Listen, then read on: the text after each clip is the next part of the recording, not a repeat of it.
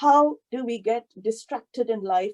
How do we go off track? So he says, Dhyayato Vishayan Pumsaha Sangasneshu Pajayate Sangat Sanjayate Kamaha Kamat Krodho Bhijayate Krodad Bhavati Sammohaha Sammohat Smriti Vibramaha Smriti Bramshad Buddhinashaha Buddhinashat Pranashyati.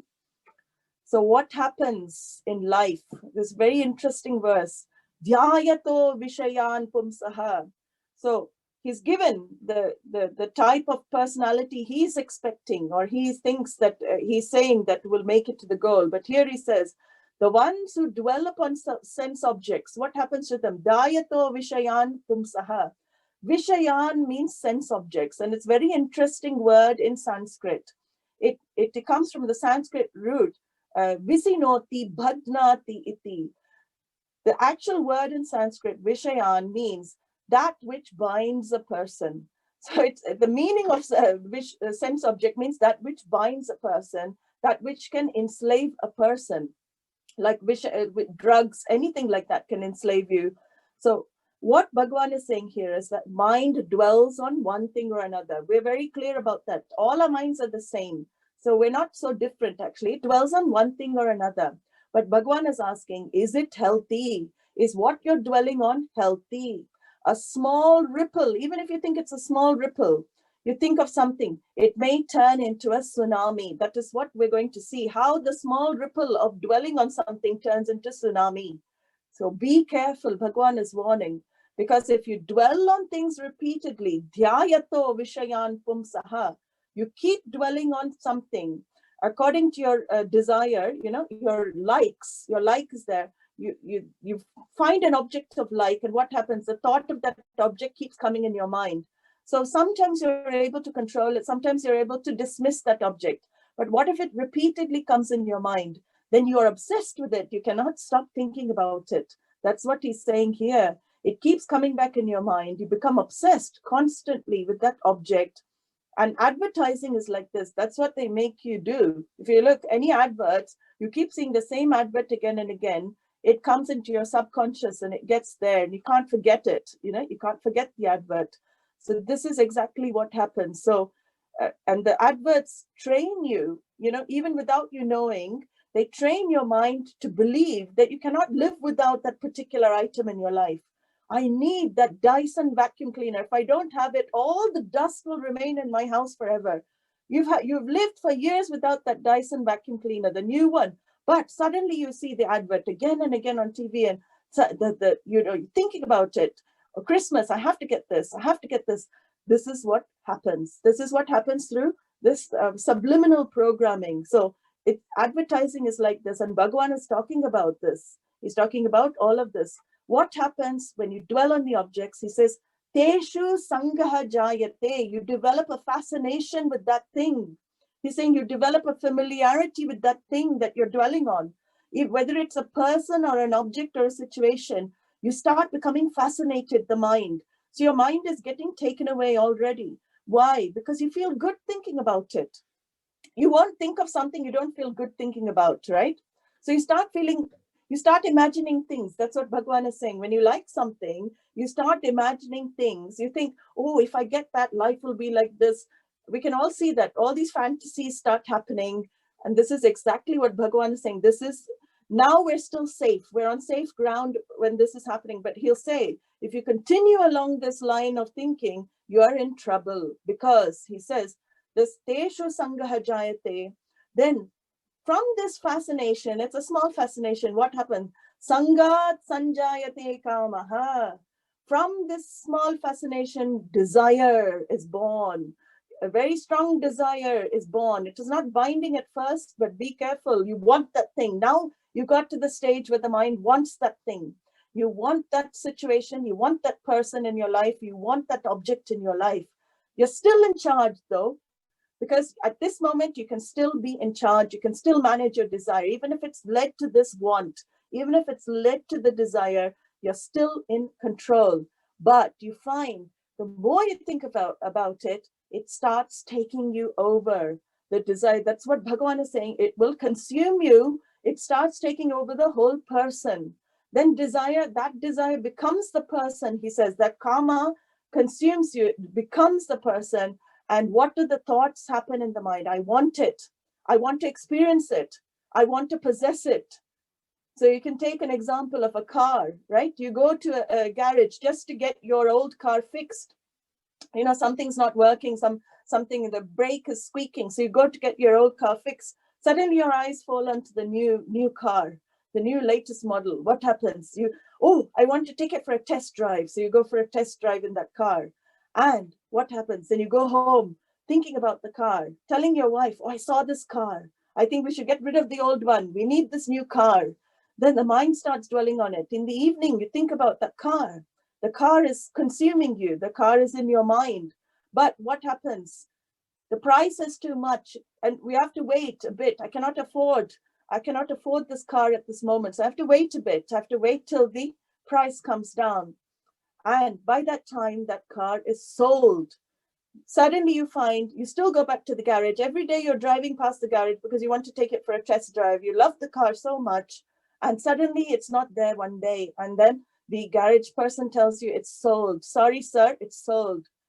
Kamat krodho bhijayate. Bhagavan says, from this desire, anger is born. When your desire is not fulfilled, anger is the result. So anger, any form, manifestation of anger is suppressed desire. That is what Shastra says.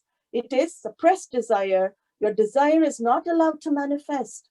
So anyone manifesting anger in their life, it's actually is suppressed desire coming out. Any form of anger. It may not be that particular thing that triggers it, but Bhagavan says, Kamat krodho bhijayate. So there is two possibilities of desire, right? One is being fulfilled, one is not being fulfilled. Bhagavan is talking about the second possibility when the desire is not fulfilled. When desire is not fulfilled, anger is the result because you blame things, you'll blame, then this person who wanted the car will go back to his wife saying, you're the one, I could have bought it, then we could have sold the other one, we'd have done this, you stopped me from buying that car. Anything that comes in between you and your desire becomes object of anger. And it's very interesting that Bhagavan is talking like this because we know it happens in day-to-day life, right? It is not divorced from today's day and age. Exactly, he's explaining what happens when something or someone stands in between me and my desire being fulfilled. Anger stays in me, and anger is dangerous. And anything can trigger that anger. It need not be that particular obstacle. So unfulfilled desire remains in a human being, Bhagavan says, in the form of anger. And this is obstructed desire that is there. So Bhagavan says that is not just the end of it. Unneutralized anger. What happens to unneutralized anger? Krodhat bhavati sammohaha. If you have not neutralized your anger, it leads to delusion, he says. Anger. When somebody is a very angry person, they become deluded. Okay? Deluded means what? Moha is like a cover. It covers your wisdom. It covers the thinking. It covers everything you know as right and wrong in life. When anger takes you over as a person, we can see what happens. We forget you forget everything, right? He's talking about that. That's the next step. But he first says, Krodhat bhavati sammohaha. If you don't manage your anger, if unneutralized, the anger goes unneutralized and you have stored it within you, it converts into moha. It becomes delusion. And everything, all the available wisdom you have gained until this moment doesn't serve you in that moment of anger.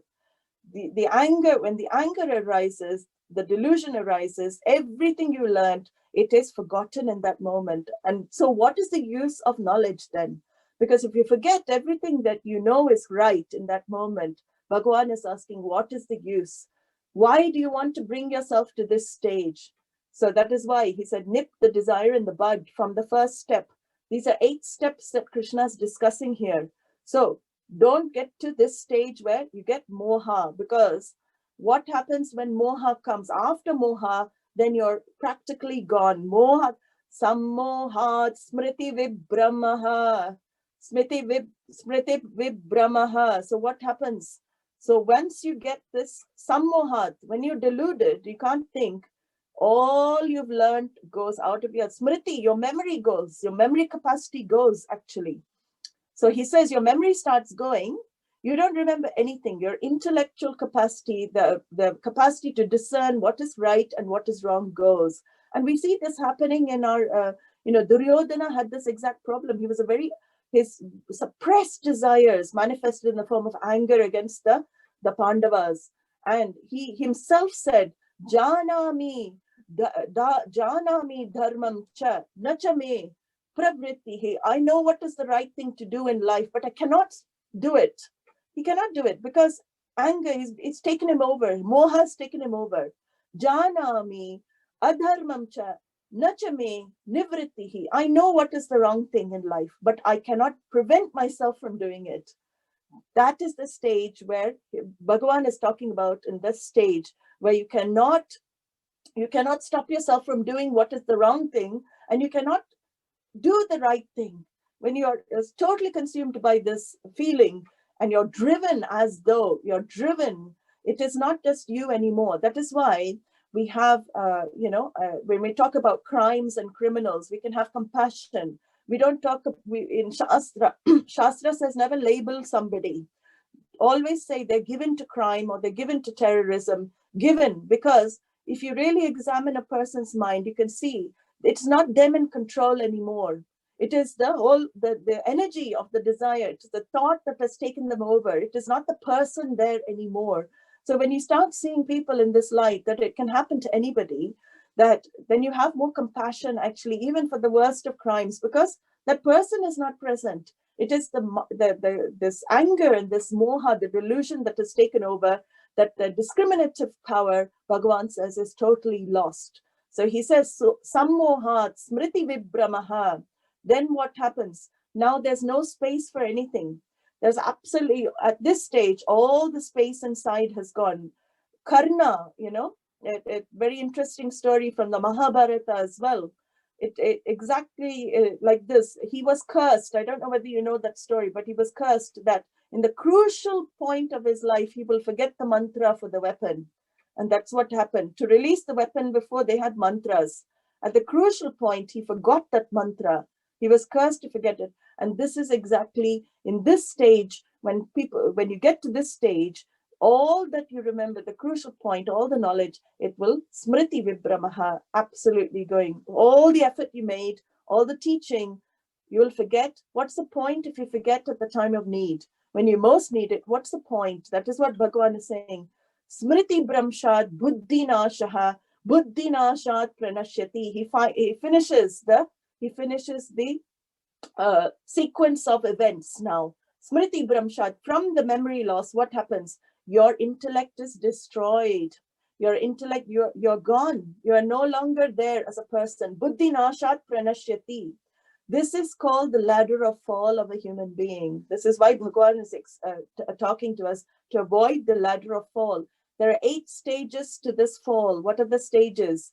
Vishaya Dhyanam. It begins at the first stage of meditating on object of desire. Okay, meditating Vishaya Dhyanam, then Sangaha. Then you get a fancy for that object. You think of that object a bit more. Slowly it starts developing. Then Kamaha, desire starts growing. Binding desire starts growing because you want that thing in your life and you think, if I get that thing, I will become happy. Then what? And that desire is unfulfilled. Somehow it is not fulfilled. Many times in our life, we cannot fulfill all the desires we have. Then krodha, anger. Who was obstructing my desire? Who obstructed my desire? What obstructed my desire? All those people feel the brunt of my anger. And when I become an angry person, sammohaha, I become deluded as a person. Sammohat smriti vibramaha, memory loss is then finished. Intellect is gone. When memory is lost, intellect is gone. And Bhagavan says, pranashyati, the human being is as good as gone. There's no person, no human being there anymore. So it's a bit, bit drastic that Bhagavan is saying, but it is very, very interesting how he said this. So What is Bhagavan trying to tell us? Be careful at the beginning itself. When you have this attraction towards things, be very careful, because the sequence of events could happen. He's not saying they will happen. It could happen if you leave your desires unmanaged and out of control.